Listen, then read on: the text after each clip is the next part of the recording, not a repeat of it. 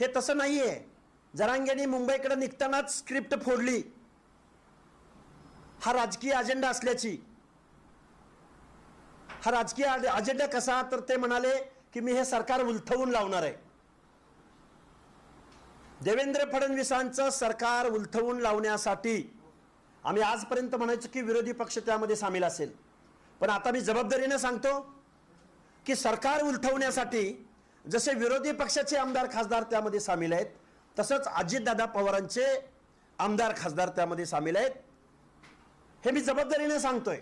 मी माझ्या पदरचं काही सांगणार नाही, मला पॉलिटिकल बोलायचंही नाही.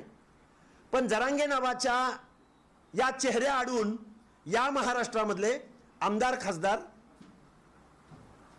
सरकार अस्वस्थ करायचा प्रयत्न करतायत, सरकार बदलण्याचा प्रयत्न करतायत.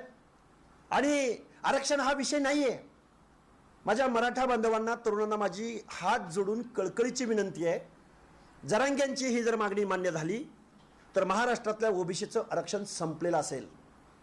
कारण ओबीसीचं आरक्षण शासनकर्त्या जमातीपासून, राज्यकर्त्या जमातीपासून संरक्षण मिळण्यासाठी ओबीसीचं आरक्षण आहे.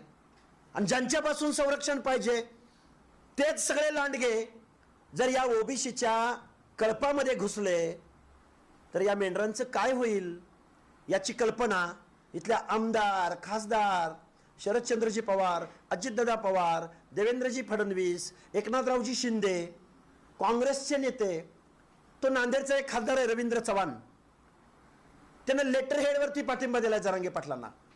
जरांगे पाटलांना तुम्ही पाठिंबा देताय, ओबीसीच्या आरक्षणाबद्दल तुमची भूमिका जाहीर करा. म्हणजे ओबीसीचं आरक्षण तुम्हाला संपवायचंय का? तुमच्या स्पर्धेमध्ये इथला ओबीसी टिकेल का? हे सगळे प्रश्न आहेत. बेकायदा मागणी, बेकायदा आंदोलन. मुख्यमंत्री महोदयांना आमची विनंती आहे, कायद्यासमोर सगळे समान.